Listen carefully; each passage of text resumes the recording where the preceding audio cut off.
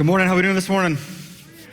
We're glad that you're here. We're going to be in Psalm 46. If you have a Bible, an app, or a scroll with you this morning, when I survey all that is happening in our country and in our world, I think there's a lot of unrest. Would you agree with that? Like, it's just a lot of heavy things that are happening in our world. Inflation is around 9%. Unemployment is still high. We have crime and violence issues. We've had more mass shootings this year than any other year. We have immigration issues and border control issues. We have the war with Ukraine and Russia. We have education issues that are hitting our school districts with a sexual agenda that is anti-gospel. We have critical race theory.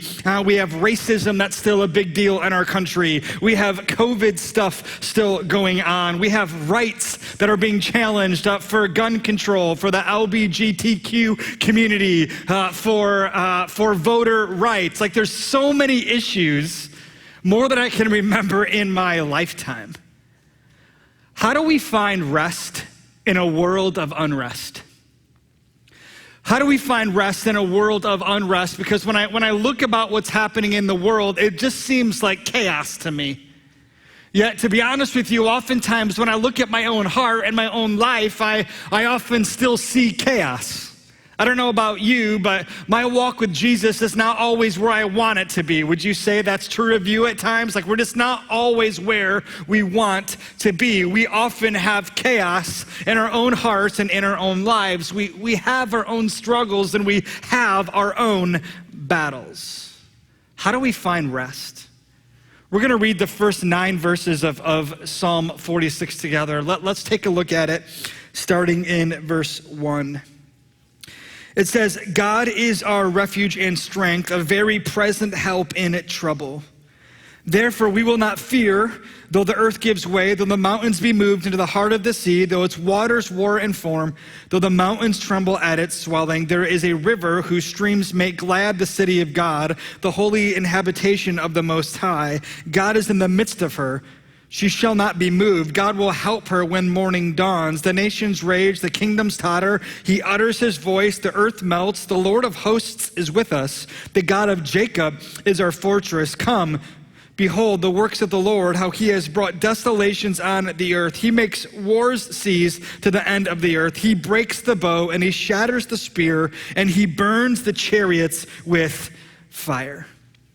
Listen, Psalm 46 is going to answer for us what it means for God to actually be our refuge.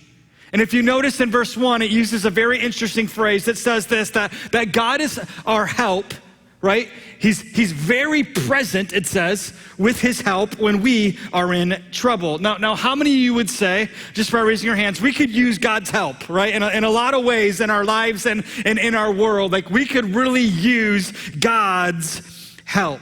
I want to say, great God, we're so glad that you're a God of help because we need your presence now. Listen, what would you say is the greatest trouble in our world today? I shared a variety of things. Maybe you would add to that list. But what would you say is the greatest trouble in your own life today? So we can talk in the world, but we can also talk in your life. What is the greatest trouble you are experiencing? Because in verse 1, it says this, that God is very present. He's very present. I don't know if you noticed in the first 9 verses, there are about 13 different moving parts and pieces that God is sovereign over and has authority over. Did you catch that in the first 9 verses? It almost gives us this picture that there's about 1,000 different spinning plates in our world, and God is controlling every one of those spinning plates. And he's not bothered by it. He actually has it. Colossians 1:17 tells us this, that God holds everything together, that he has the universe in the palm of his own hands. So if that's true, and God is controlling every spinning plate that's happening all over our world today, that means this, that there's not a trouble that you see that God doesn't see. That means this, there's not a challenge that you face that the God, the creator of the universe, can't actually invade. Notice what it says in verse 2. It says, therefore, we will not fear. So therefore, because God is our refuge, therefore, because God is our help, his presence is here, his protection is for us, right? We, the church, we, the redeemed, we will not fear. Look back at verse 2 again. Therefore, we will not fear though. So here's the question. If you were to fill in the blank, we will not fear though, what would you fill in the blank with? Something that's happening in our world, something that's happening in your life. Like what would you say? We will not fear though, fill in the blank. What's that heavy thing for you? Listen, some of you need to take this to heart right now. Because over the last 2.5 years, we've seen people in our world, we've seen many in the church, the global church, live in fear. And I think it's dominated our culture and it's dominated our minds with all the moving pieces that have been happening in the world. Listen, if you are more fearful of what's happening in the world than you are of God, there's a problem. There's a problem. Listen, never let your fear of what's happening in the world trump your fear of the Lord. Remember, he's the one who's controlling all the spinning plates. He's the one who sees all, knows all. He's not surprised by what's happening in the world. He knows it. He controls it. He's sovereign and he has authority. You see, this text this morning is going to show us that even when we feel like we're just carrying a heavy weight of unrest, that God is actually at work. Again, did you catch all 13 things that were happening in the first 9 verses? Let me just highlight a few of them again. The earth gives way, the mountains tremble, the nations rage, the kingdoms totter, wars cease. Listen, what if God came to you today and said, of the 13 things, I want you to take one of them and deal with it for me? Okay, let's start with this. Hey, I want you to help make wars cease. I would be afraid. God, I have no idea how to stop a war. Like that's just not, I don't have the gift set. I don't have the skill, the ability to actually make that happen. And while we would be afraid to figure out these things that God is doing, and while we would be shaken by them, our God is unshakable. Because through all of these things, God says this, he's going to receive glory. How do we find rest in a world of unrest? Here's the first thing we're going to see. And we're going to be in verse 10 and 11 as kind of our lens to look at the rest of this text. But here's the first way we find rest. We look to God's infinite activity. Look at verse 10 with me. You might know this verse. It says, be still.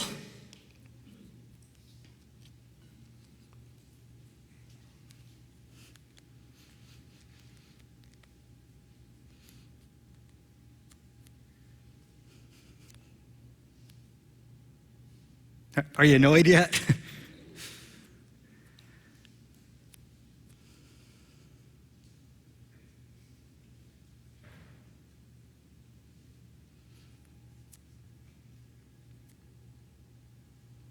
Be still, it says, and know that I am God. I will be exalted among the nations. I will be exalted in the earth. Psalm 46 is written from a third-person perspective, yet we get to verse 10, and there is a shift from writing about the Lord to the Lord addressing his readers directly. And he says this, he says, be still and know that I am God. Listen, in verses 1 through 9, we highlighted and we saw God's massive global activity. Like he's doing so many things and seeing things that we don't know and that we absolutely don't see. God's involved in every way, and he's highlighting his sovereignty and his authority over all things. But the question for me is, what's the context of this statement? To be still and know that I am God. Because isn't it true? When we understand context of the story of the writing, it helps us better understand how to apply it to our own hearts and our own lives. You see, many people believe in Psalm 46 that God's people are actually living through a time of war and a time of trouble. In fact, many theologians agree that it's during this psalm, Psalm 46, in the context that King Hezekiah is actually ruling over Judah. And it's during King Hezekiah's reign that God's people stop trusting in God as king and they start trusting in earthly kings for help. Think God would be annoyed by that? But we learn about the story in the context in Isaiah 36 and 37. And what we learn is that Assyria is actually the most powerful nation. And Assyria has this thing where they want to take over the world. And while Assyria wants to take over the world, the thing about Assyria is that they're very evil. In fact, they're barbarians in how they acted. They were very cruel to people. And they didn't care if you were a man, a woman, or a child. They're going to do to you what they wanted to do to you. And the Bible tells us a little bit about Assyria. In fact, the capital city of Assyria is Nineveh. And maybe you remember that with the story of Jonah. That's where Jonah was called to take the gospel to. But in the book of Nahum, it actually describes what Nineveh is like, and I don't have it for you to see it, so I'll tell you a little bit about it, but it says this, that Nineveh is described as a bloody city full of lies and plunder, countless casualties, heaps of bodies, so many bodies that people stumble over them. So when you'd walk through the capital city, you're walking over bodies. And there's so many horror stories of what they did to people that I don't want to share, but they were the worst of the worst. In fact, I saw this week that one theologian described Nineveh and described the country of Assyria as the country and city of demons. That's pretty harsh.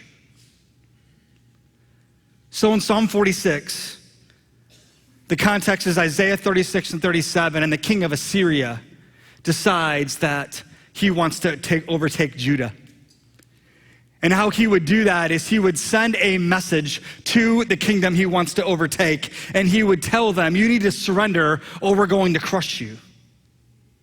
So imagine hearing that message, and you're inside your city walls, and you look out your city walls, and here comes the world's greatest, strongest army, and you look at your army, your weapons, the strength of your walls, the numbers you have, and the numbers that are coming at you, and you would probably experience fear.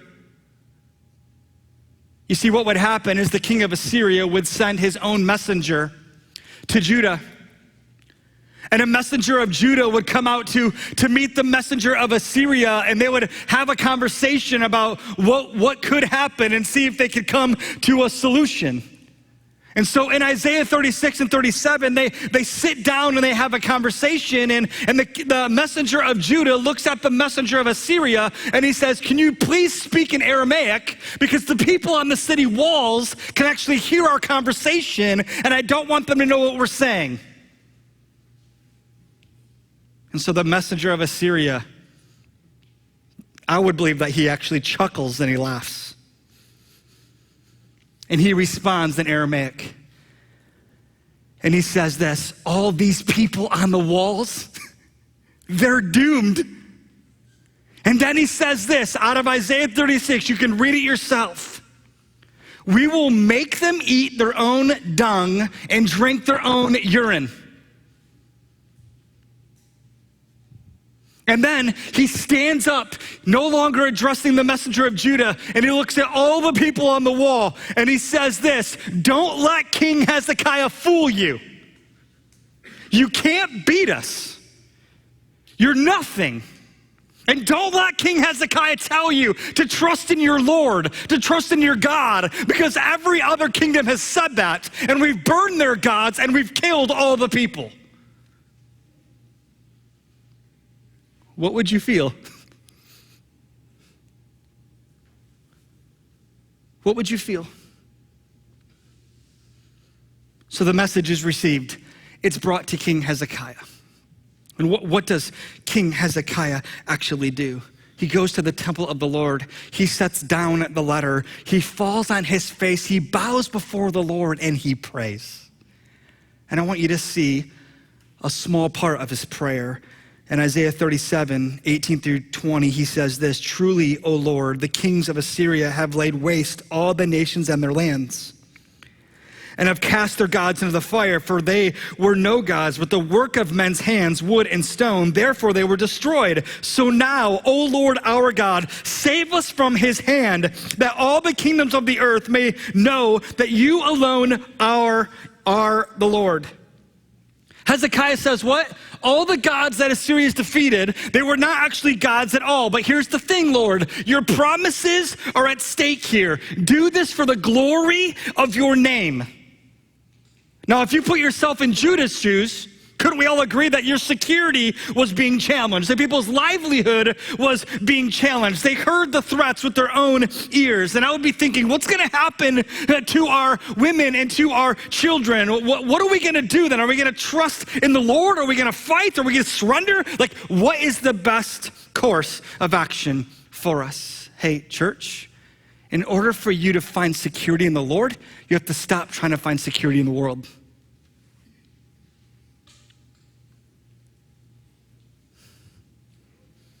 How does God respond to the prayer? In Isaiah 37, verse 35, God responds by saying this, "For I will defend the city to save it, for my own sake and for the sake of my servant David." Listen, there's a lot at stake here, and I don't think we always understand when we look at a battle from the BC era, like how that affects 2022. But this battle affects it. And God makes a statement. He says, "For the sake of my servant David." In other words, if God right here is speaking to the importance of the victory for Judah, because if Assyria wins, if Assyria comes into Judah and they overtake the city and they kill off everybody, they stop the line of David. And if they stop the line of David, there is no Jesus. And if there is no Jesus, there is no empty grave. And if there is no empty grave, there is no salvation. And if there is no salvation, anyone here who professes to be redeemed is not redeemed. So this is important, what's happening here. This is a big deal of what's going on here.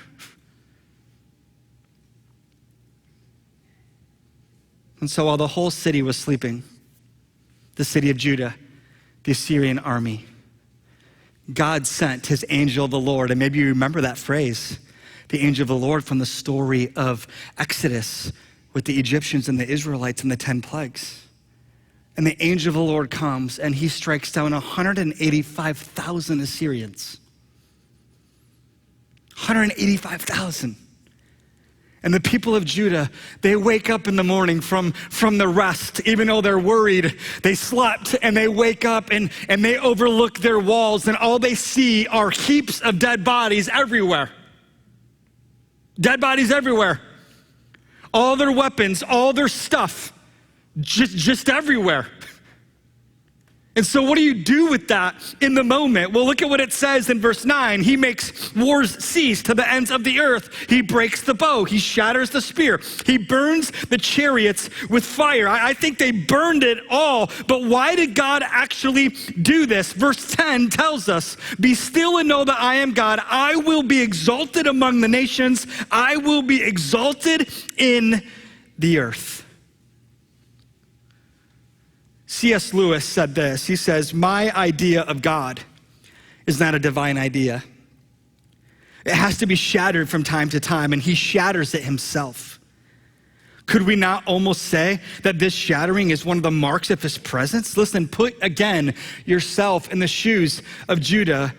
God was working in massive ways in the world. And whatever your perception of God is, there's going to be times in your life where God's going to shatter your perception of him in order that he might rebuild a more accurate perception of who he is. And so we get to verse 10, and God says this, "Be still and know that I am God." Hey friends, God in his sovereignty and in his authority as God is not making a suggestion here. God is not sharing what would be described as a good idea. No, God is making a clear command to every believer in every generation to be still. So what does that mean in the context? Literally, being still means to stop. Just stop. For Judah, stop trusting in other kings. Stop the panic, stop the fear, cease the fighting, stop trying, stop stressing about the battle ahead, stop trying to figure it all out on your own. And honestly, some of us are so busy trying to do stuff, to produce stuff, to attempt stuff, to get a desired outcome. And God says this, just stop.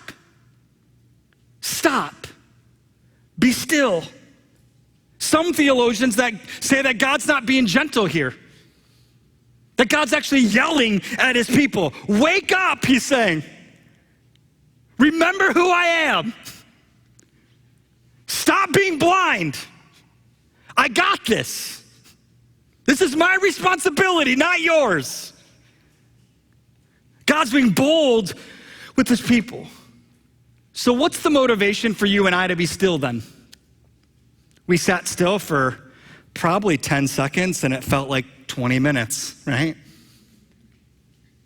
What's the motivation?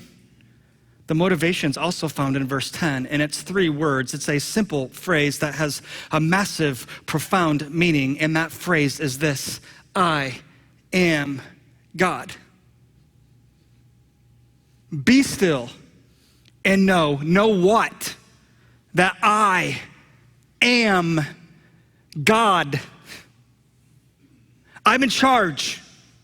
Know this, I am God and I am in charge. And so while the people were sleeping in the face of their doubt, what did God do? God delivered them. So in your fears, God is saying, I will be exalted. In your worry, I will reign. In your doubts, God is saying, I will rule. And so when this battle came, the people are sleeping. The angel of the Lord comes. He delivers them by striking 185,000 Assyrians dead. And it's here we see the gospel truth of what verse 10 is actually saying, and I believe it's saying this: watch God work.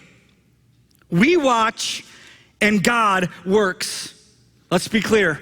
It wasn't God, the angel, the people of Judah, the walls of the city, the army of Judah, all the great weapons they've made. It wasn't all of that that collectively produced the victory.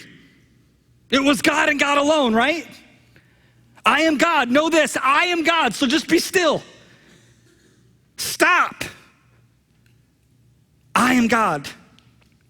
And in the middle of their unrest, which is wild, right? When your life's on the line, that's really intense. Worried about your family, worried about your loved ones.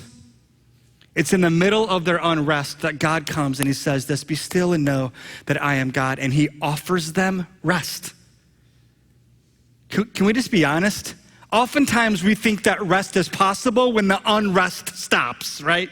Then we can get rest. And here's what God is saying. The world's crazy. There's so many things that are happening in the world, and he's controlling all the spinning plates. But no matter what's going on in the world, no matter how much unrest you feel, God is saying this: I offer you rest. It's available to you to experience, to know. And so in the context of these people's life, here's what God is saying to us today: be still and know that I'm God. He's saying, you watch and I'll work. Question: how do you think the people's perspective changed by that experience? Do you think it changed just a little bit? I think their perspective of who God is was blown up in their life. It was shattered to pieces. And we see God do this over and over and over again in people's lives in the scriptures. In fact, I can think back to my favorite verse in the Bible, Exodus 14:14. God talking to the people of Israel. They're stuck by the Red Sea. Here comes on that day the world's greatest army who's held them captive for 400 years.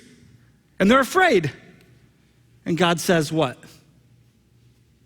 God says, you must be silent. You must be silent. I will work for you. That's the kind of God that we absolutely serve. How do we find rest in a world of unrest? We must be thinking about his infinite global activity. But secondly, let me say this: we live in God's intimate attentiveness.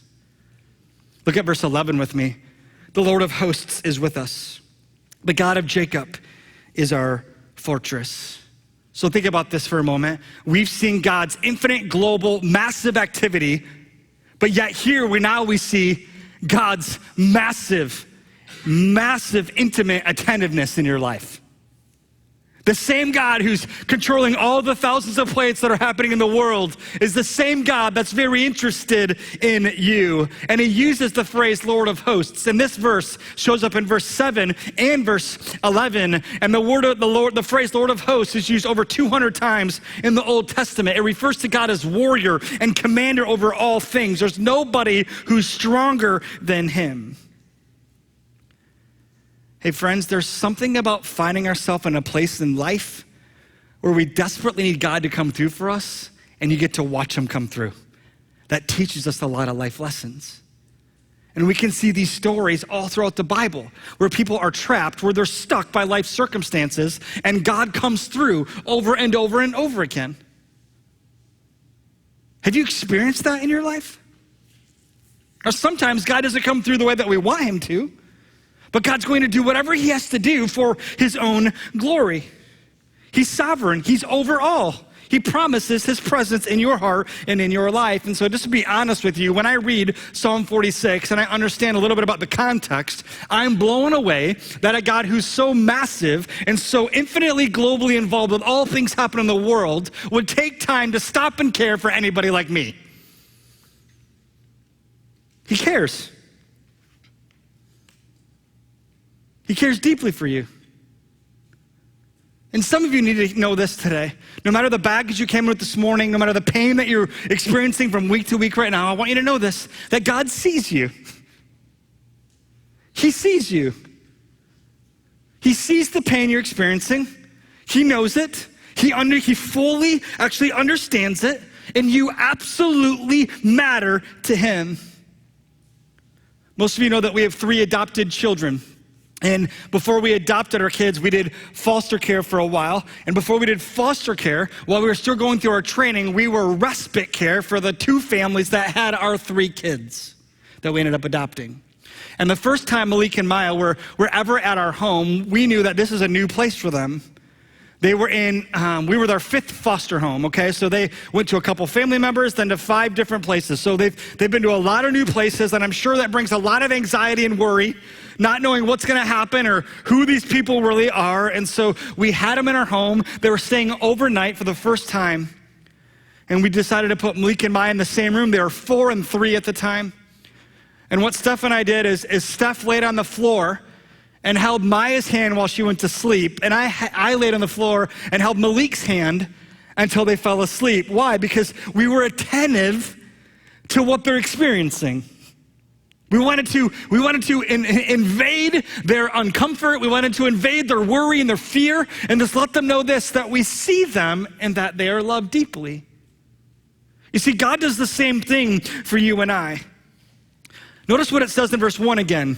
God is our refuge and strength. Listen, God's intimate attentiveness is experienced in your life when he is your refuge. What does it mean for God to be your refuge? It means that God is your protector. And by the way, your protection is only as good as the refuge that you make. So you can make refuge in all sorts of things, but your protection is going to be based on how great and strong the refuge actually is. Have you ever tried to find refuge during a huge storm before? I remember one time being on Lake Michigan, and I loved watching the storms come over the lake. The problem was I was too late in getting out, right? And so it was like last night it was raining crazy hard, right? It was one of those kinds of things. And I had an umbrella that did nothing, like a cardboard box isn't gonna help you in those kinds of storms. The wind is pushing it, it's going in every direction. I went underneath the deck and that didn't work. It was still coming through underneath the deck and through the top of the deck. What do we need when it's really stormy? Listen, we need the refuge of our home. We wanna be inside. We prefer to watch it maybe from the living room, right? Notice the description of the place of refuge here. Notice then verse 1 that the refuge that's available to you has a name. And look at the verse again. It says this, God is our refuge. God is our refuge. This means that God is your shelter and your safety and your strength. He is present. Remember, he's a very present help in trouble. Now, here's the problem for us. We don't always see God's shelter. Can I just say that? Like, we know God's our shelter, he's our protection, but like we don't always visibly see it in our hearts and our lives. And so it makes us question and challenge this great refuge that God provided for us to say, God, I don't know it all the time and I don't actually see it. Yet, God is saying this, he's always present. When I was in that storm, I had to run to different places to find refuge. Ever had to do that in a storm?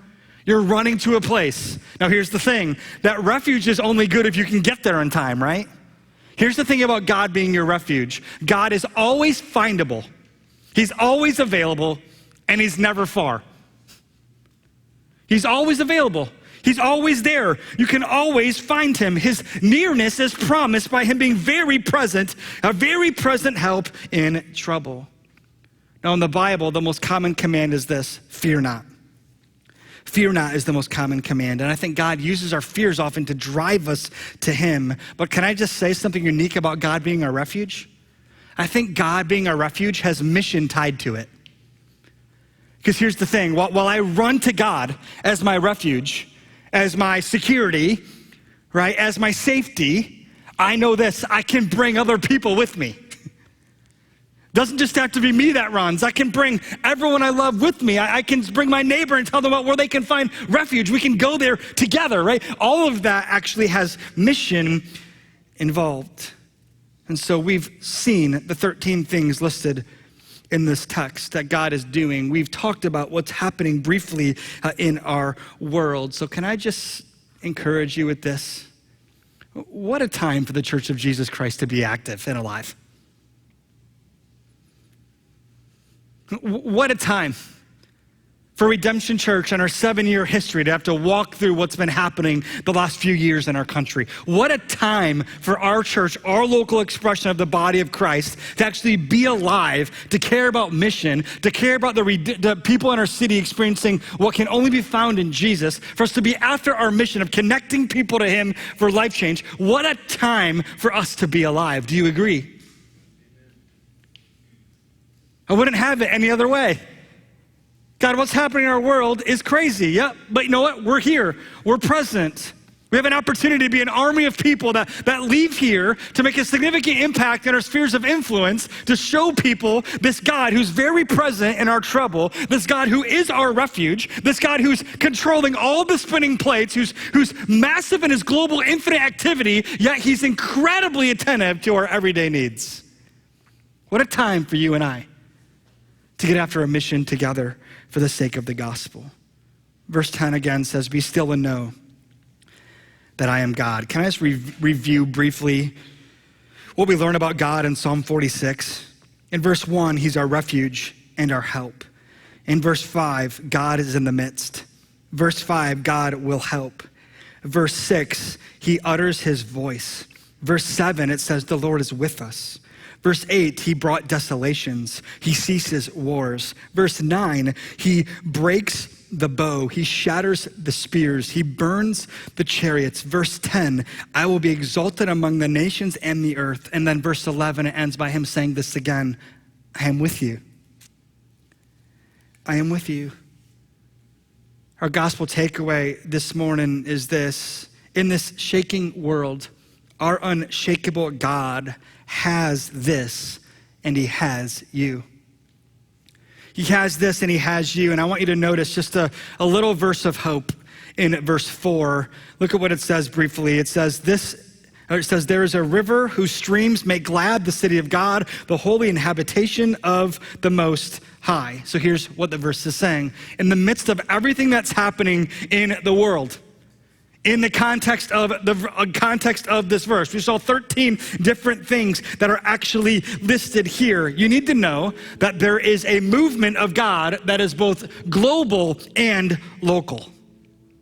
And this river, this constant river, is a metaphor for the presence of God in our life. In fact, in Genesis chapter 2, God created with this river, and it was a picture of God's presence in the heart of his people, which means this, that no matter what's happening around the world, there's this river that's always running, that's always flowing, that's constant, and it's continuous, and it brings refreshment to God's people. No matter what's happening, they can always come to the river. So even when things are collapsing around us, the river is a calming presence. Even when things are falling apart all around you, maybe in your own heart and life, things have been rough for you, please know there's a river that is constant. And so let me give you 3 brief action steps to take this morning from this verse. To be still and know that I am God. I will be exalted among the earth, among the nations. Here's the first. You can be still by returning in surrender. By returning in surrender. And so maybe for you, it's just been a time of fear over the last 2.5 years for you. We think about all the stuff with COVID. We think about election. We think about racism. We think about sexual agenda stuff. Like there's just stuff happening all over the place. Listen, for you, you can return in surrender. And what am I doing when I surrender? I'm just acknowledging that God has it. And he has me. Here's the second step. You can be still by releasing all control. Some of you are control freaks. Anyone willing to acknowledge that? You control freak? There's 2 of us. That's not true. There's a lot more in here than that. I know that. I know you all. Right? And we do this, right? We do this and we squeeze so tight to try to control all these things. And maybe for you, the step is this today. To say, God, I don't have it, but you do. And while I'll be active in mission for you for the sake of your name, and I'll speak in our country as a citizen with my free speech, and I'll do what I can do, God, I know this, the result is up to you. And the third step, be still by remaining with trust. That even when things don't go as you want them to go, you know this, that your God is massive in his infinite activity, and he's very present locally with you. Let's pray. Jesus, I want to thank you for your word, and thank you that we get to worship a God who sees all and knows all. Lord, there are times in my life when I really wonder if you're seeing what I'm seeing. But yet, Lord, you tell us to be still and know that you are God. And so, Lord, I just want to pray with a trusting faith that you see and know all that's happening in our world. Yet your gospel rings true, and Lord, what a time for our church to be present. And so, Lord, I just want to pray for the opportunity for our church just to speak truth in this world, to bring gospel hope and love and value into this world, into our workplaces, Lord, and into our cubicles at work, into our neighborhoods, Lord. While there's fear everywhere, Lord, we don't need to fear. Lord, I think the world will get a lot worse in my lifetime. And so the meaning of this might be even harder later, but I pray, Lord, that we'll take a strong stand in our trust in you. Thank you, Lord, for controlling and seeing all things. And thank you for loving us even when we don't deserve it. In your name, amen.